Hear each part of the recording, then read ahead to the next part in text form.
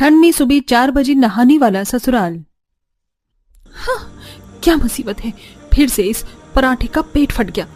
एक तो इतनी ठंड का मौसम है, मगर मेरे ससुराल वालों को इतनी सुबह सुबह भारी भरकम नाश्ता ही चाहिए। हल्का फुल्का नाश्ते से काम ही नहीं चलता है। ये आलू के पराठे बेलना पापड़ बेलने जितना मुश्किल है।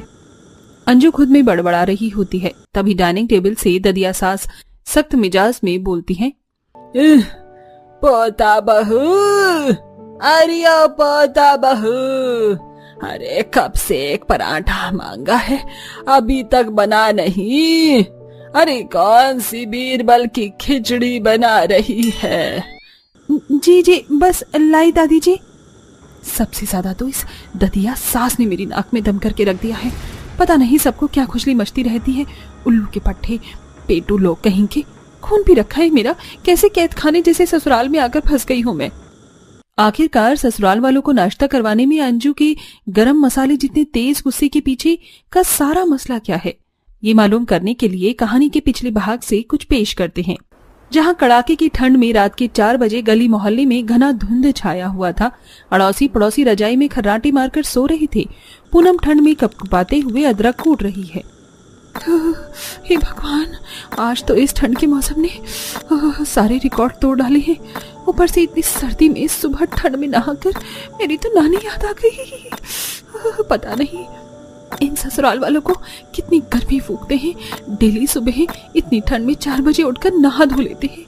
पूनम किल से मिजाज में चाय उबाल रही होती है। वहीं ससुराल के हर बाथरूम में सबके नहाने गुनगुनाने की आवाज आ रही थी। अरे अरे गंगे, अरे अरे गंगे, लगता है आज ठंड कुछ ज्यादा ही है। पानी में कितनी कनकनिए। ठंडे ठंडे पानी से नहाना चाहिए, गना आई या ना आए, गना चाहिए। ओए प्रिंस, पानी कितना चिल्ड है, मुझे तो नहाने में मजा आ रहा है। मुझको भी नहाने में मजा आ रहा है।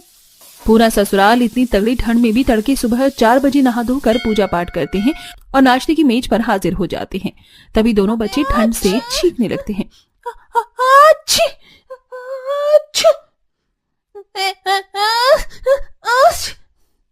दोनों बच्चों को खांसते छींकते देखकर पूनम डांट लगाती है। किसने कहा था तुम दोनों को इतनी सुबह ठंड में नहाने को? लग गई ना सर्दी जुकाम, और नहाओ छपक छपक के। हाँ, तेरा बस चले तो बच्चों के शरीर में 2 किलो मैल जमा दे, तो भी इनको नहलाएगी धुलाएगी नहीं। अरे सर्दी हो या गर्मी, हमारे घर में 4 बजे का रिवाज है। इंसान को सुबह के 4 बजे उठकर नहाना चाहिए। इससे लक्ष्मी जी की बरकत बनी रहती है। देर तक सोने से राक्षस का वास होता है। अब नाश्ता परोस। जी माँ जी। बस कुछ दिन की बात है, एक बार मेरी देवरानी आ जाए, फिर मैं तो इतनी ठंड में ना जल्दी सुबह उठकर नहाऊंगी, ना तो नाश्ता पानी बनाऊंगी। दरअसल पूनम की ससुराल वाले पुराने विचार वाले थे। इसीलिए भयंकर गर्मी हो या कड़ाके की ठंड का मौसम, सब तड़के सुबह 4 बजे ही नहाते थे। इसलिए घर की बहू को भी जल्दी जागना पड़ता था। वो कहावत है, गेहूं के साथ घुन को भी पिसना पड़ता है। ऐसा ही हाल त्रिपाठी परिवार का भी था। पूनम के देवर मोहित की शादी अंजू से तय हो चुकी थी और 1 सप्ताह में शादी थी, लेकिन अंजू लेट लतीफ थी। क्या अंजू खुद को अपने ससुराल के नियम कायदे में ढाल पाएगी? तो चलिए देखते हैं। कड़कड़ाती ठंड में अंजू ससुराल आ जाती है। आओ मेरी प्यारी प्यारी देवरानी जी, तुम्हारा स्वागत है। तौबा तौबा, ठंड में तो मेरी हालत पतली हो रही है। मेरे दोनों हाथ पैर बर्फ जितने ठंडे हो रहे हैं, बस रजाई में जाने को बोल दे कोई।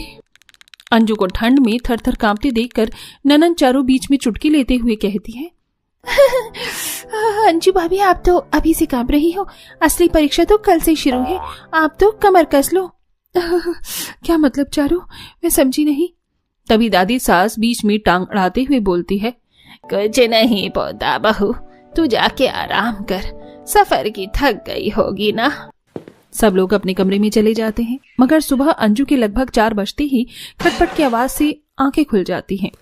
कभी कभी मेरे दिल में ख्याल आता है कि जैसे तुझको बनाया गया है मेरे लिए।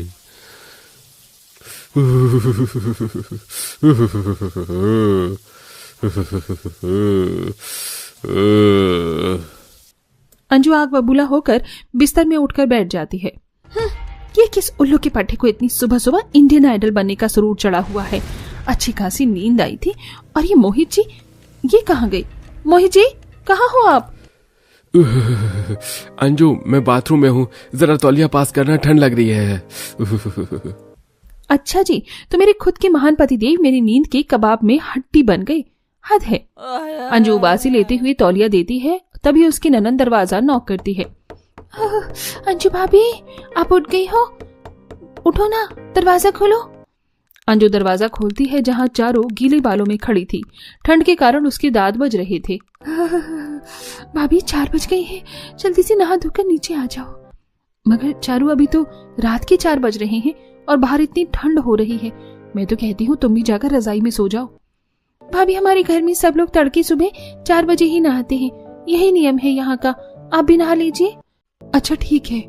हे भगवान, क्या जुल्म है, इतनी ठंड में 4 बजे नहाने का भूत चढ़ गया है सब लोगों को। चल बेटा अंजू, चुल्लू भर पानी में डुबकी लगा ले। अंजू किसी तरह नहाने के लिए मग उठाती है, मगर तड़के सुबह 4 बजे ठंड का तापमान काफी ज्यादा था, जिससे उसकी हिम्मत जवाब दे जाती है। हे भगवान, मुझे तो इस बंद बाथरूम में भी कुल्लू मनाली जितनी ठंड लग रही है। ऊपर से ये पानी अंटार्कटिका के बर्फ जितना ठंडा है। आज तो वाट लग गई। जैसे ही वो एक मग पानी डालती है तो चीख पड़ती है, राम राम राम राम राम राम राम, कितनी ठंड है, मेरी तो आत्मा बाहर निकल गई। किसी तरह नहा धोकर अंजू सबको इतनी ठंड में ही सुबह सुबह नाश्ता करवाती है और उसे बार बार उबासी भी आ रही थी। अरे ओ नहीं बहू, 2 गर्मा गर्म पराठे और ले आ। जी दादी जी, लाई बस। अरे बहू, चाय बहुत ही बढ़िया बनाई है, मेरे लिए 1 कप चाय और ले आना। जी ससुर जी। हे भगवान, एक तो इतनी ठंड में सुबह सुबह उठकर नहला धुला दिया और इन सबको नाश्ता पानी करवाने में मेरी तो अच्छी खासी रेल बन गई है। सारी चाय तो यही लोग कटक गए, मेरे लिए तो एक घूंट नहीं बची, फिर से बनानी पड़ेगी। अंजू जैसे ही दूसरे गैस पर चाय चढ़ाती है, इतने में तवे का पराठा जल जाता है। धुआं धुआं मच जाता है, जिससे पड़ोसी परेशान हो जाते हैं। भगवान, इन पड़ोसियों ने तो परेशान करके रख दिया है। सुबह के 4 बजते नहीं है कि इनके घर में खटर पटर चालू हो जाता है। अकल के दुश्मन। पड़ोसी तिवारी कंबल लिए हुए किलसे हुए मिजाज में 4 बजे सुबह सुबह बाहर निकलकर चिल्लाने लगता है। अरे क्या बीमारी है तुम लोगों को, रजाई में टिका नहीं जाता क्या, सोने नहीं देते हैं। इसी तरह रोजाना का सिलसिला हो जाता है। सबको डिनर करवाते, बर्तन धोते और सोते सोते अंजू को 12 से 1 बज जाते हैं और जैसे ही 3-4 बजते हैं तो ससुराल वाले कुंडी खड़खड़ाने लगते हैं। पोता बहू, ओ पोता बहू, सुबह के 4 बज गए और तुम अभी तक पैर पसार कर रजाई में पड़ी हुई हो, जल्दी से उठ के नहा धो लो। हे भगवान, इन लोगों ने तो नींद खराब कर दी है। अरे बहू, ठीक ही नहीं। उठ गई दादी जी। अंजू, मेरे लिए जल्दी से गर्म पानी लगा देना, पानी गर्म हो जाए तो उठा देना। हाँ, तुम पड़ी रहो बिस्तर में, मैं पानी लगाऊं? खुंदक में बिस्तर से निकलकर अंजू सबके लिए पानी गर्म करती है, कपड़े निकाल कर वापस कमरे में लौटती है। हे भगवान, 4:30 बज गए। थोड़ी देर में ये भूखे नंगे लोग मुझसे नाश्ता मांगने लग जाएंगे और अगर नहीं नहाऊंगी तो इसके लिए भी चिकचिकबाजी करेंगे। जल्दी से ठंडे पानी से नहा लेती हूँ। लेट होने के चलते अंजू बर्फ जितने ठंडे पानी से नहा लेती है, जिससे उसे बुखार लग जाता है। पता नहीं, आज थकान सी लग रही है, माथा भी गर्म हो रहा है। काम निपटा के रजाई में चली जाऊंगी। मगर बेचारी कामों में फंसकर रह जाती है। इसी तरह रोज का सिलसिला जारी था। बेचारी बहू को ना तो भरपूर नींद मिलती है और ठंड में डेली लेट होने के चक्कर में वो ठंडे बर्फीले पानी से ही नहाकर नाश्ता बनाने में लग जाती थी। आप सब लोग क्या खाएंगे, जल्दी से बता दीजिए। आलू के पराठे चाची, आज आलू के पराठे बना लो। सच में बहू, आज कितनी बढ़िया वाली ठंड हो रही है। आज तो आलू के पराठे देसी घी लगाकर बना ले और साथ में बर्फ डालकर ठंडा ठंडा रायता भी बनाना। पर पापा जी, इतनी सुबह सुबह ठंड में हल्का फुल्का नाश्ता करना ठीक रहता है और मेरी तबीयत भी ठीक नहीं है तो। अरे बहू, हम कौन सा तुझे ठंड के मौसम में पहाड़ तोड़ने को कह रहे हैं। आलू के पराठे ही तो बनाने हैं, जल्दी से बना कर ले आ। जी माँ जी। बेचारी तेज बुखार में खांसते हुए रसोई में आकर पराठे बनाकर सबको परोसती है। इसी बीच उसे बार बार चक्कर भी आ रहे थे। लगता है सबका पेट फुल हो गया। अब जल्दी से गैस बंद कर देती हूँ। तभी हॉल में से दादी सास का ऑर्डर आ जाता है। अरे बहू, 2 आलू के पराठे ले आ, आलू ज्यादा ज्यादा भरना और घी लगाना। जी दादी जी। एक तो ये दादी सास बैठे बैठे 10 आदमी की खुराक अकेले खा जाती है, मेरी तो जिंदगी झंड हो गई है। गुस्से में लाल पीली होकर अंजू पराठा बेलती है तो पराठा बार बार फट जाता है। तभी उसे तेज बुखार के कारण चक्कर आता है और वो बेहोश हो जाती है। तभी मोहित रसोई में आकर अंजू को कमरे में लाता है। सब लोग डॉक्टर को बुलाते हैं। डॉक्टर साहब, अंजू को क्या हुआ है? वो एकदम से बेहोश कैसे हो गई? Don't you have sense? इनकी कंडीशन बहुत खराब है। इनके शरीर का बॉडी हीट टेम्परेचर बिल्कुल लो है और नींद भी पूरी नहीं हुई है। पता नहीं कितने दिनों से सोई नहीं है। आप सब लोग इतने लापरवाह कैसे हो सकते हैं? अंजू की बिगड़ी कंडीशन देखकर ससुराल वालों को अपनी गलती का एहसास होता है। अब सब लोग 4 बजे ठंड में नहाने की आदत को छोड़ देते हैं। पता नहीं क्या फालतूगिरी है। मुझे खाना बनाना आता भी नहीं है और खाना बनाना पड़ रहा है। अच्छा लगता है एक अमीर घर की लड़की रसोई में खाना बना रही है। उप्स, कहीं मेरा मेकअप ना खराब हो जाए। ये कहकर आकांक्षा अपने मेकअप छोटे से मिरर में देखकर पाउडर सेटअप करने लगती है। तभी खाना जलने लग जाता है और सांस आ जाती है। ये भगवान, ये खाना कैसे जल गया? बहू, तू मेकअप कर रही और खाना नहीं देख रही? पहले से इतना पोत रखा है और क्या जरूरत थी तुझे मेकअप करने की? वहाँ सब लोग तेरे हाथ का खाना खाने के लिए बैठे हुए हैं और तू यहाँ मटर कश्ती कर रही है। उप्स, खाना जल गया। कोई बात नहीं माँ जी, आप खाना बाहर से ऑर्डर कर लो। मुझे बनाना नहीं आता वैसे भी। हाँ, वो तो मैं अपनी आंखों से देख रही हूँ, लेकिन ये पहली रसोई की रस्म थी, ये भी तुझे बाहर के रेस्टोरेंट से करवानी है। निकम्मी कहीं की। क्या बोला माँ जी आपने? आपको पता भी है मैं कितने बड़े अमीर घर से आई हूँ। दहेज तो देख लिया होगा आपने मेरा। हाँ, तो तेरे दहेज की चीजों से खाना बनवाए? खाना बनाना तो आना चाहिए था ना तुझे। हट जा, मैं ही खाना बना लूं, बस अपना हाथ लगा देना इस खाने पर। ठीक है माँ जी, मैं हाथ लगा दूंगी। अच्छा है, वरना मेरा नेल एक्सटेंशन खराब हो जाता। फिर करुणा जला हुआ खाना हटा देती है और खुद से छोले पूरी सब्जी रायता बनाकर तैयार कर देती है, जिस पर अमीर बहू का हाथ लगवा देती है और सब खाना खा पाते हैं। अरे भाभी, आपने तो बिल्कुल माँ की तरह खाना बनाया है। मुझे माँ के हाथों का स्वाद याद आ रहा है। अब तो आप ही खाना बनाना। अगर तेरी भाभी खाना बनाएगी ना, तब तो मुझे सिर्फ जला हुआ और बेस्वाद खाना मिलेगा। ये सारा खाना तेरी माँ ने ही बनाया है। वो क्या है ना, मेरी अमीर कल्लो बहू को कुछ आता नहीं है बनाना। माँ जी, आप मेरे बारे में कैसे बोल रही हैं? हाँ, तो जला हुआ खाना नहीं बनाना चाहिए था ना। ये भगवान, कैसे नखरे दिखा रही है, जैसे कि कहीं की पटरानी हो। काली मटर सी तो शक्ल है, तो ये हाल है। अगर गोरी होती तो पता नहीं कितना नाक में दम करती। फिर खाना खाने के बाद सब बहू को नाम के लिए शगुन दे देते हैं। 2-3 दिन और गुजरते हैं। करुणा आकांक्षा को खाना बनाने को कहती है। खाना बनाने की कोशिश में वो फिर से खराब खाना बना देती है, जिसे खाकर घर वाले उगल देते हैं। अरे रहने दो, अब से तुम खाना बिल्कुल भी मत बनाना। करुणा, तुम किसी और से कह देना और खुद भी खाना बना लेना। हाँ जरूर। पता नहीं मैं क्या क्या सोचकर कितने अरमान से इतने बड़े घर की लड़की को अपने घर में लाई थी कि अच्छा अच्छा खाना बनाकर देगी, लेकिन मेरी तो जिंदगी ही बर्बाद हो गई। अब मैं अपने छोटे बेटे की शादी के लिए कोई ऐसी लड़की ढूंढूंगी जिसे कम से कम खाना बनाना तो आता ही हो। क्या बात है माँ जी, आप कुछ मिनमिना रही हैं? तेज बोल दीजिए। बहू, तेरे बारे में मैं कुछ नहीं बोल रही, समझी? ऐसे ही दिन गुजरते हैं। करुणा खुद खाना बना बनाकर और अमीर बहू के तेवर से बहुत ज्यादा परेशान थी। इस बीच वो गरीब घर की अच्छा खाना बनाने वाली दिव्या को अपने छोटे बेटे के लिए ढूंढ लेती है और झट से शादी कर देती है।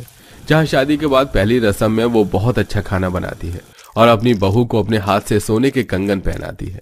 आहा, वाह वाह वाह, बहू ने इतना अच्छा खाना बनाया कि मेरा दिल खुश हो गया।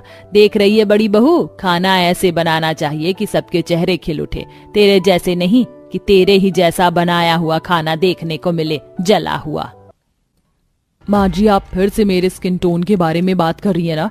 हाँ, नहीं आता मुझे खाना बनाना। आपको चाहिए थी शेफ बहू, आ गई, उससे ही बनवा लेना। हाँ, उससे ही खाना बनवाऊंगी, लेकिन तू कब खाना बनाना सीखेगी? ओहो, ये घर की महिलाएं भी कितना युद्ध करती हैं। शुक्र है उस जमाने की नहीं है, वरना तलवार लेकर निकलती। बात तो सही है बेटा। ओहो, तुम तो चुप ही रहो। कुछ दिन गुजरते हैं। घर वाले छोटी बहू के हाथ का खाना खाकर बहुत खुश होते हैं। वहीं आए दिन आकांक्षा बड़ी बहू के खाने में कमी निकाल देती है, जैसे कि इस समय। दिव्या, तुम कैसा खाना बना रही हो? इसमें ना नमक है ना मिर्च। वैसे माँ जी तुम्हारी तारीफ करती रहती हैं। दीदी खाना बहुत अच्छा बना है, बस नमक कम है। आप ऊपर से डाल लीजिए, मिर्च बिल्कुल ठीक है। अगर इससे ज्यादा आपको खाना है तो आप खा लीजिए।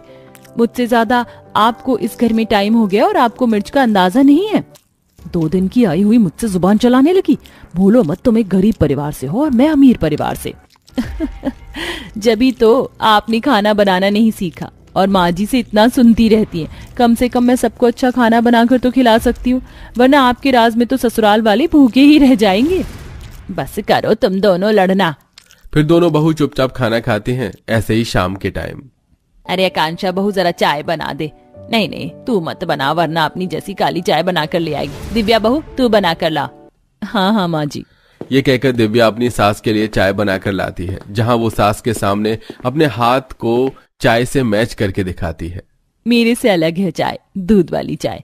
हाँ हाँ ठीक है, अब मैच द फॉलोइंग मत करके दिखा। बड़ी बहू, तू छोटी बहू से खाना बनाना क्यों नहीं सीख जाती? कब तक जला हुआ बेकार खाना बनाएगी? जब तक आपको आदत नहीं हो जाती। आकांक्षा उठकर वहां से चली जाती है। कुछ दिनों में करुणा को समझ में आ जाता है कि वो बिल्कुल भी खाना बनाना नहीं सीखना चाहती, इसीलिए वो दोनों बहू की रसोई का बंटवारा कर देती है, जिसे सुन दोनों हैरान हो जाती हैं। माँ जी, मुझसे कोई गलती हुई है क्या? आप रसोई का बंटवारा क्यों कर रही हैं? सासू माँ, क्यों बंटवारा कर रही है? मुझे तो खाना बनाना भी नहीं आता। इसीलिए बंटवारा कर रही हूँ ताकि तुझे खाना बनाना आ जाए। वैसे भी तुझे बड़ी बहू के हाथ का खाना पसंद नहीं है। कभी वो नमक मिर्च डाल देती है, कभी कुछ, और अपने पति का अलग बनाएगी, और जहाँ मन करेगा मैं उस बहू के हाथ का खाना खा लूंगी। माँ जी, ये गलत है। कोई बात नहीं, मैं अपने लिए मैगी चाय कॉफी बनाकर रह लूंगी। काश दोनों बहू के बीच जो बंटवारा कराया उससे बड़ी बहू खाना बनाना सीख जाए, क्योंकि छोटी बहू तो रह ही लेगी। बंटवारे की शाम आकांक्षा अपने लिए मैगी बनाती है तो उसे भी जला देती है। ओ नो, ये क्या हो गया? मुझसे तो मैगी भी जल गई। सच में मैं किसी काम की नहीं हूँ, पर कोई बात नहीं, भूख लग रही है, जल्दी से ऑर्डर कर देती हूँ।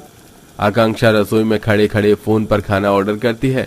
इतने में जली हुई मैगी की बदबू से सास बहू आ जाती है। ये क्या किया आकांक्षा बहू तूने? मैगी भी जला दिया। सुबह तो तू बहुत कुछ बोल रही थी। तो क्या करूं माँ जी, नहीं बनी मुझसे मैगी भी। चुल्लू भर पानी में डूब मर। 5 साल का बच्चा भी खुद से मैगी बना लेता है, पर तुझसे वो भी नहीं हुआ बहू। क्या दीदी, आप भाई साहब को क्या खाना खिलाओगी?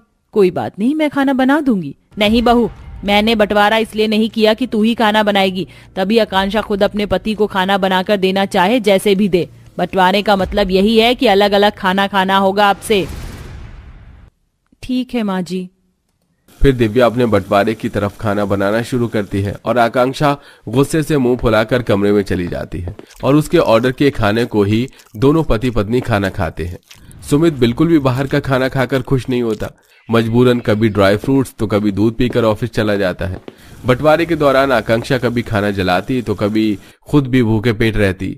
वहीं दिव्या अच्छा अच्छा खाना बनाकर परिवार को खिलाती है, जिससे आकांक्षा का भी जी ललचाता है। ठीक है, इतने छोले भटूरे बनाए हैं, मैं भी छोले भटूरे बनाऊंगी। हाँ, क्या करना था? कुकर में छोले रखने थे। बनाती हूँ टेस्टी से छोले भटूरे, माँ जी को भी फक्र होगा। ये कहकर आकांक्षा कुकर में छोले उबालने के लिए रखती है और हेडफोन लगाकर साइड में मैगजीन देखने लगती है। आधे घंटे में काफी ज्यादा सीटी आ जाती है और इतने में रसोई में सांस आ जाती है कि कुकर फट जाता है, जिससे छोले और कुकर का ढक्कन हवा में उड़ जाता है। खुशकिस्मती से दोनों बच जाते हैं, पर डरे हुए भी थे। तभी छोटी बहू आती है। क्या हुआ माँ जी? जेठानी जी, आप दोनों ठीक तो हैं? ये अचानक से आवाज, हे भगवान, ये कुकर कैसे फट गया? ये निकम्मी बेलुड़ी बेड़ा गर्क करने वाली कल्लो बहू है ना, सब इसी की वजह से हुआ है। किस्मत है इसकी और मेरी कि मैं बच गई, और इस कुकर को भी मेरे आने पर ही ब्लास्ट होना था। अरे जब तुझे खाना बनाना आता नहीं है तो क्यों बनाने की कोशिश कर रही थी? कुकर में पानी होगा नहीं और फट गया। माँ जी, मैं देवरानी को देखकर छोले भटूरे बनाने की कोशिश कर रही थी। मेरा भी मन कर रहा था अच्छा खाना बनाने का, पर मुझे नहीं पता था कि कुकर फट जाएगा। तुझे पता है, आज कुछ भी हो सकता था, इसीलिए कह रही हूँ कि छोटी बहू से खाना बनाना सीख ले।